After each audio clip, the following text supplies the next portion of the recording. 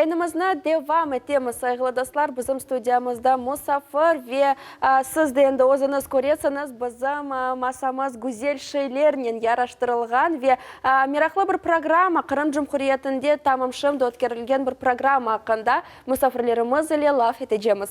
Elbette, hürmetli dostlar, bizim stüdyamızda Kırım Cumhuriyeti Koy Hocalığı Nazirliğinin imij siyaseti bölümünün başı Arsen Arziyev ve onun yanında Kırım Efiriyah İlmi İstisal Ассоциациясының президенты Алексей Мишин.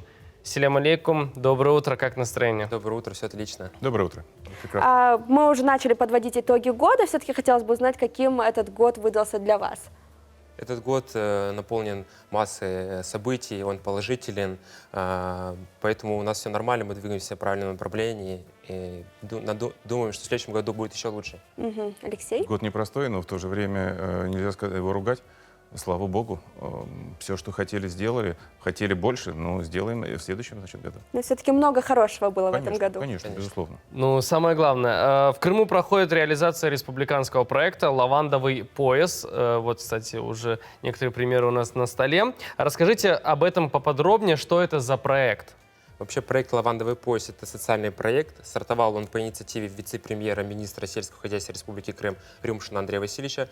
Этот проект направлен на популяризацию эфиромасочной отрасли. Он направлен на то, что мы в населенных пунктах, в сельских районах закладываем такие точки притяжения, небольшие участки лавандовых полей. Это будет у нас как визитная карточка этих сел, будут и жители, и ближайшие населенные пункты будут приезжать на эти точки и как бы радоваться. И это будет хороший положительный эффект в целом для развития отрасли и для популяризации этого направления. Вообще проект «Лавандовый пояс» стартовал у нас в этом году. Уже у нас есть несколько точек притяжения. Первый проект у нас это в Джанкойском районе, село Яркое. Мы заложили там 17 тысяч лавандовых насаждений. Это у нас в парковой зоне. Вторая точка это у нас Нижнегорский район, село Митрофановка, 6 тысяч саженцев лаванды. И Красногвардейский район, тоже 6 тысяч саженцев лаванды. На территории нескольких сразу населенных пунктов, это 12 сельских поселений. Также возле социально значимых объектов, такие как детская площадка, спортивная площадка, парки, скверы, аллеи, памятники.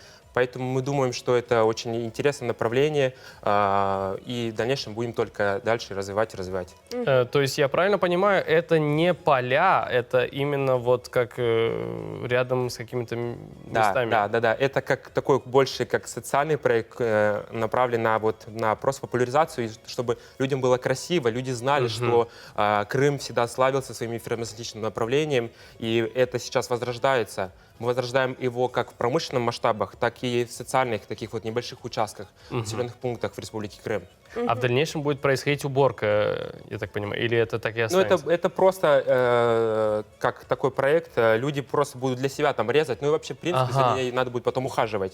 Интересно. Есть определенные люди, ответственные, как правило, вот в сельских поселениях, это там администрация следит за этим, и они просто будут ухаживать за этими насаждениями.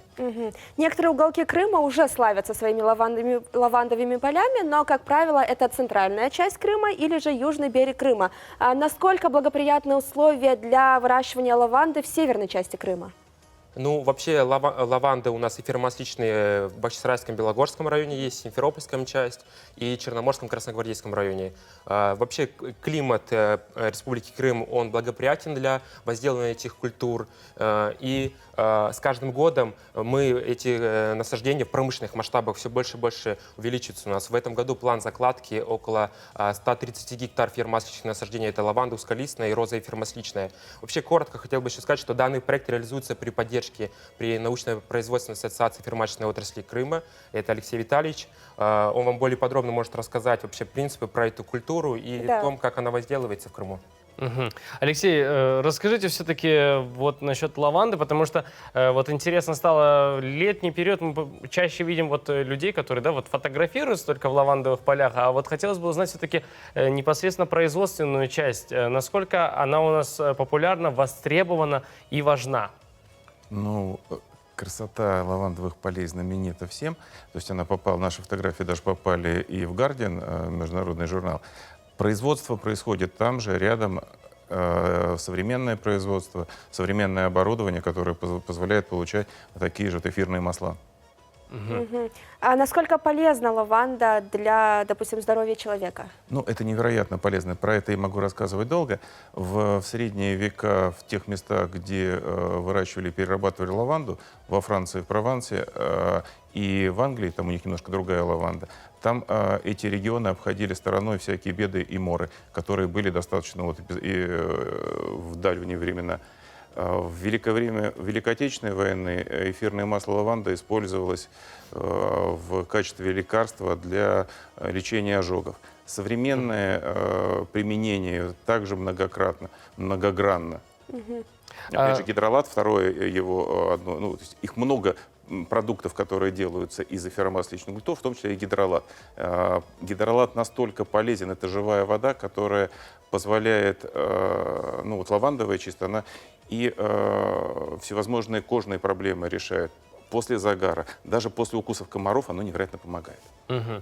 А вы как президент научно-производственной эфиромасочной ассоциации Крыма, как считаете, в Крыму все-таки на достаточном уровне ли именно представлена эфиромасочная продукция и, в принципе, производство? Ну, сейчас все-таки это малая часть большого того, что было в советские времена. Осталось, по площадям это осталась 1/10 часть. Из тех, которые продуктивно работают, они закладываются. Культуры, которые, если сейчас поддержка вот с этого года республиканского Минсельхоза началась только на 2 культуры, это лаванда и роза, то спектр эфиромасличных культур намного больше. Это и исоп лекарственный, который у нас прекрасно растет. Это очень редкая культура, но очень востребованная в мире. Она опять же, шалфей мускатный, шалфей лекарственный, полынь таврическая, полынь лимонная. И я могу продолжать эти культуры долго, но они настолько, все они, кроме своего аромата, который востребован в парфюмерии, в косметике, они еще живые и целительные культуры, целебные. Мгм. Мгм.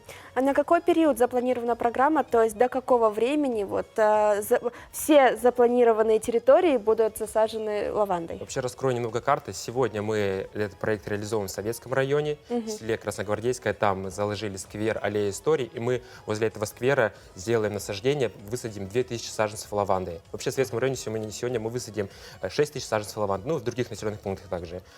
И у нас также будет еще Симферопольский район до конца года. Ну и вообще в целом на следующий год мы продолжим этот проект и хотим все 14 администраций района, все 14 районов охватить лавандовым поясом и вот такие вот заложить культуры. Мгм. А именно в зимний период, да, происходит высадка, я так понимаю? Ну, Всё верно. осенне-зимний период. Да. Поздняя осенняя для того, чтобы за зиму ее пролило дождями, и уже набравшись сил, она проснулась, потому что сейчас саженцы спят, они проснутся, и весной они уже будут радовать. Ну, Сначала глаз только радовать, но потом уже, конечно, и будут использоваться в промышленности. я, честно говоря, завидую телезрителям, точнее, наоборот, телезрители должны позавидовать нам, потому что сейчас мы вот можем почувствовать этот замечательный аромат, который у нас в студии.